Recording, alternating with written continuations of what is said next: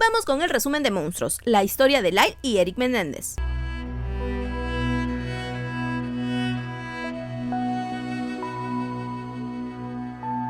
La serie empieza con Lyle y Eric dentro de una limusina camino a un homenaje para sus padres, quienes fueron acribillados con escopetas en su casa de Beverly Hills el 20 de agosto de 1989, dejándolos completamente irreconocibles con tiros en diferentes partes de sus cuerpos, incluidos la cabeza y sus rodillas. Mientras que Lyle está muy emocionado pensando en planes a futuro, hablando de que comprará una cadena de restaurantes con el dinero de su padre, Eric está callado y pensativo. Lyle se enoja por la música y le grita al chofer para que la cambie. Que paréntesis, durante toda la serie nos muestran a un Lyle frío, controlador y explosivo, con picos de agresividad cuando no le salen las cosas como quiere o se ve acorralado, mientras que a Eric nos lo muestran más calmado, más tímido, callado y afectado por toda la situación. Cerremos paréntesis. Eric se da cuenta que Lyle lleva los zapatos de su papá y rompe en llanto. Lyle empieza a hacerle coco wash, le dice que pare de llorar, que no va a arruinar sus planes, que madure, que cierre la boca y no actúe como marica. Le dice que ambos saben que sus padres estarían orgullosos de ellos. 2 meses después, el 31 de octubre, ambos hermanos continúan viviendo en la misma casa, mientras las investigaciones continúan. Lyle sigue con su vida como si nada hubiese pasado, pero Eric está completamente perturbado, por lo que se reúne con su psicólogo, el Dr. Osil, a escondidas de Lyle. Y traca, Eric le confiesa a Osil que ellos le quitaron la vida a sus padres, y el Osil queda tieso. Le pregunta que por qué lo hicieron, que en casos así el móvil es abuso o disputas por dinero. Eric niega ambas y dice que su padre solo era muy dominante con ellos. En el caso de su mamá, dice que lo hicieron para terminar con su miseria, porque sabían que ella quería quitarse la vida. Y le dice que cree que la gotita que rebalsó el vaso fue una discusión días antes del delito entre Lyle y sus padres, porque sus padres no querían a la novia de Lyle. Y en medio de la discusión, Eric se enteró que Lyle utilizaba un peluquín que su papá lo obligaba a hacerlo, porque José pensaba que los pelones no conseguían nada en la vida. Y a Lyle empezó a caérsele el pelo por estrés tras ser suspendido de Princeton por copiar. Días después vio una película que trataba de niños ricos que desvivían a sus padres, se lo contó a Lyle y ahí empezaron a planificar todo.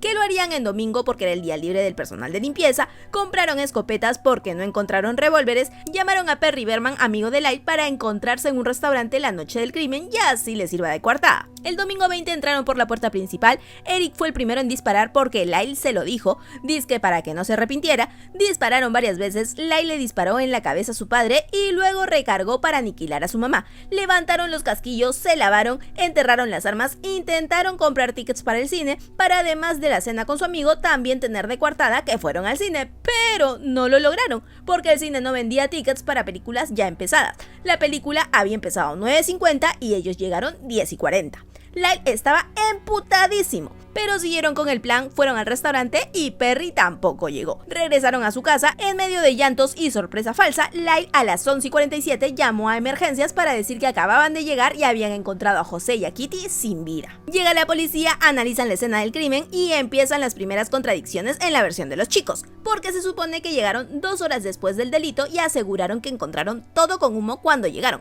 pero había una ventana destrozada, por lo que se dan cuenta que los chicos no están diciendo completamente la verdad.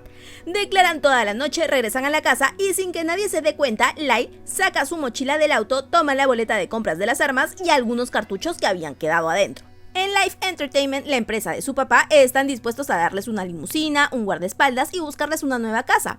Pero ellos piden una limusina para cada uno, un asistente y mudarse al hotel más caro, el Hotel Bel Air. Se mudan, empiezan a derrochar dinero, algo sospechoso para quienes recién están de luto, pero ¿quiénes somos nosotros para juzgar? Eric le dice a Lyle que no gasten mucho porque su padre ya les había advertido que lo sacaría del testamento. Lyle le dice que se relaje, que la solución es encontrar el testamento y destruirlo. Llevan la caja fuerte de su casa a casa de un amigo de Eric, que su papá era abogado sucesorio, para que los ayude a ver si adentro está el testamento. El señor no les permite abrirlo porque para hacerlo debe estar el ejecutor, que era su tío y recién llegaba al día siguiente. Intentan llevarse la caja esa noche, pero tampoco se los permite. Hace que la caja se quede esa noche ahí y tras, que Eric se queda y duerme abrazado a la caja, mamonas. ¿Qué?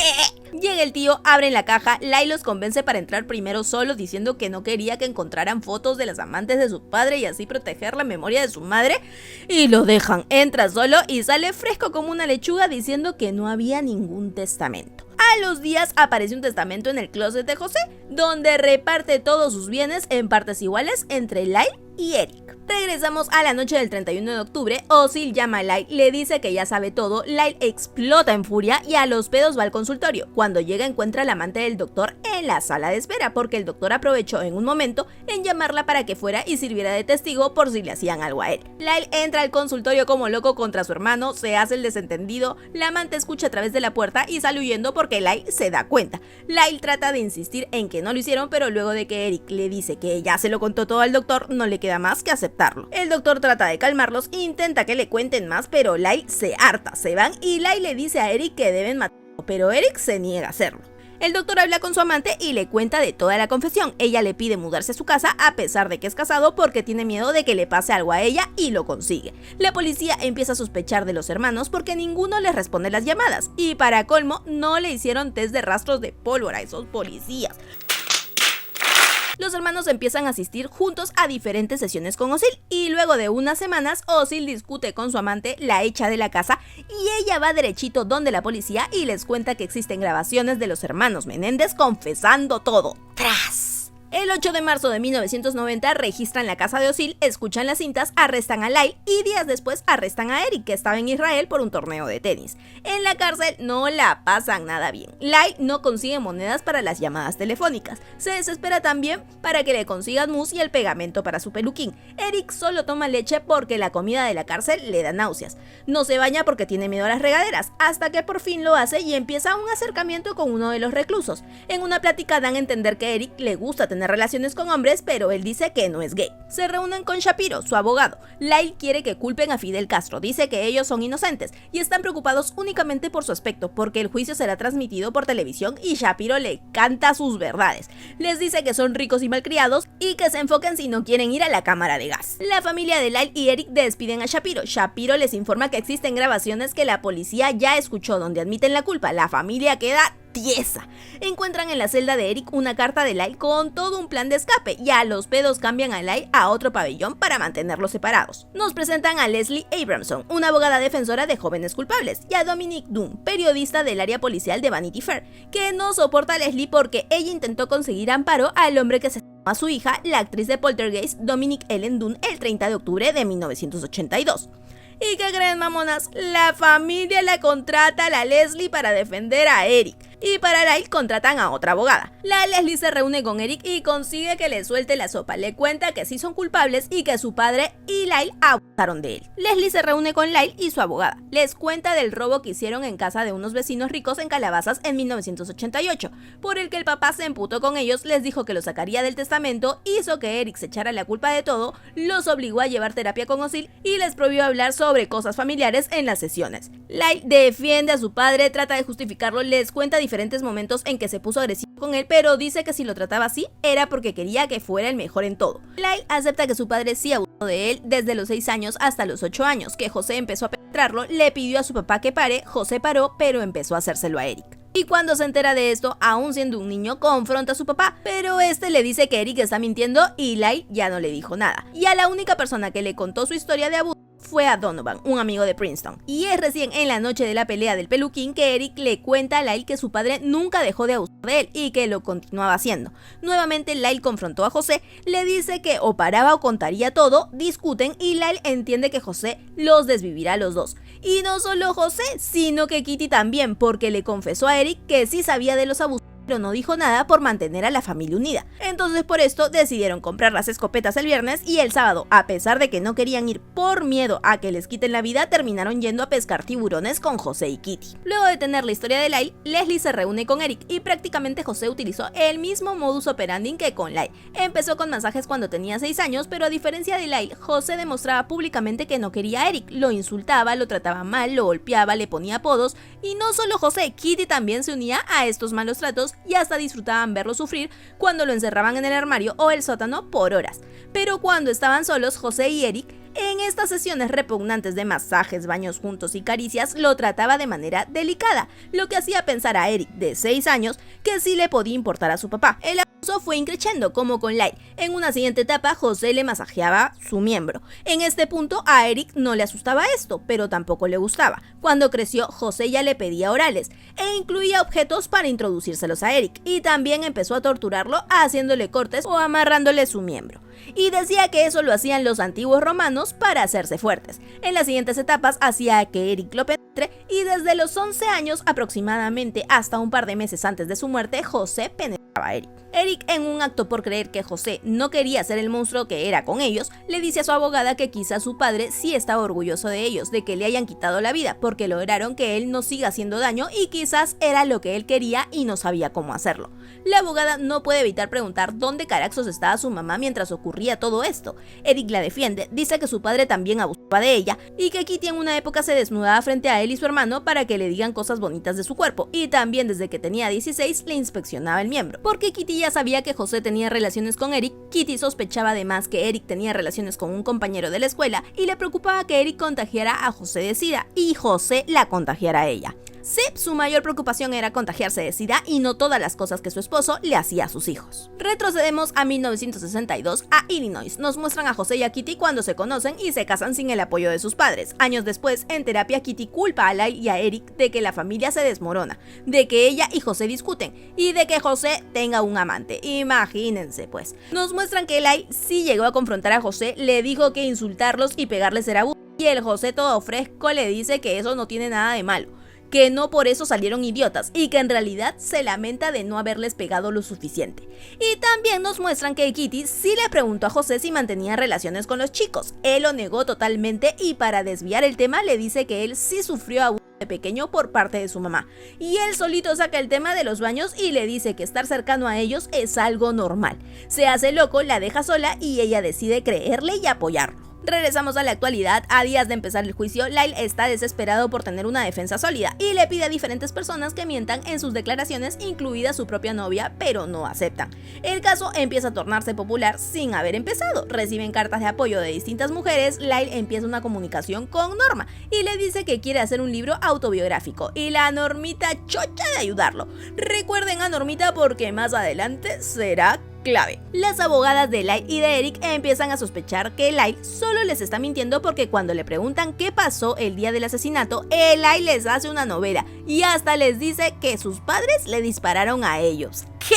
Y cuando las abogadas le dicen que eso no pasó, él se escuda diciendo que él estaba contando lo que él pensó que iba a suceder esa noche.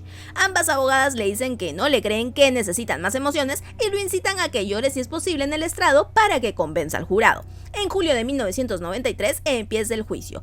Sí, mamonas, desde marzo del 90 que los detuvieron, recién empieza el juicio en el 93. Y así empieza su rockstar era. Las abogadas se enfocan en decir que los hermanos actuaron en defensa propia y por miedo, porque Kitty y José los torturaban, los maltrataban y abusaban de ellos. Testifica una tía y un primo, dicen que los chicos sí sufrían malos tratos y que efectivamente José se bañaba con ellos y luego él se encerraba con ellos en un cuarto. Lyle testifica, cuenta lo que sufrió, llora, convence al jurado y a los pedos llama a Normita para contarle su gran actuación.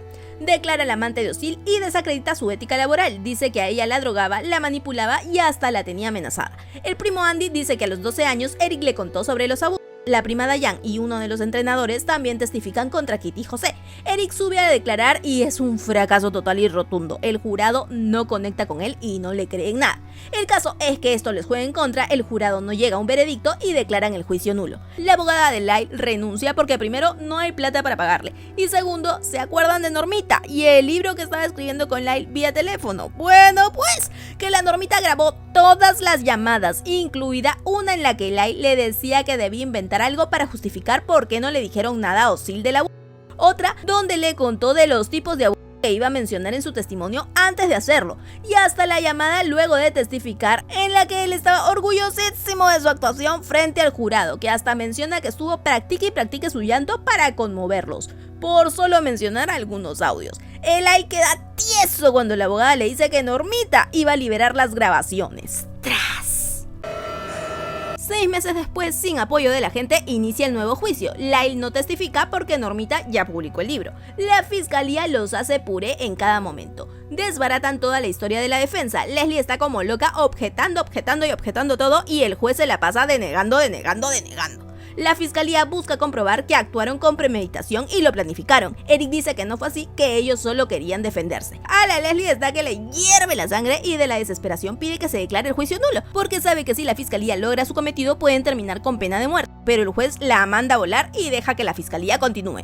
Interrogan amigos de Eric, al jardinero, a la empleada de la casa, al dueño del barco en el que fueron a pescar tiburones el sábado anterior a los hechos y a la secretaria de José. Y no solo eso, muestran un libro donde 8 de las declaraciones que ha hecho la defensa de los hermanos están tal cual, parece un copy-paste. El abogado de la fiscalía le explica al jurado que si Eric y Lyle nunca le dijeron nada de los abusos, el miedo y los supuestos malos tratos a nadie, fue porque Leslie lo inventó todo para defenderlos. Y aunque esa historia fuera real, ellos siguen siendo culpables, por lo que solo hay 2 vías posibles: o cadena perpetua o pena de muerte. El jurado, luego de ver todas las pruebas, los encuentra culpables y les da a ambos 2 cadenas continuas perpetuas, sin opción a libertad condicional. Y no solo eso, mamonas, los transfieren a 2 cárceles diferentes, para que no vayan a intentar escapar juntos. La serie termina con un flashback del día que fueron a pescar tiburones. Kitty y José se reconcilian, hablan de sus planes a futuro. José se disculpa con ella, la motiva a volver al periodismo, ya que él quiere empezar una carrera política. Y del otro lado vemos a Eric y Lyle animándose para quitarles la vida a sus padres la noche siguiente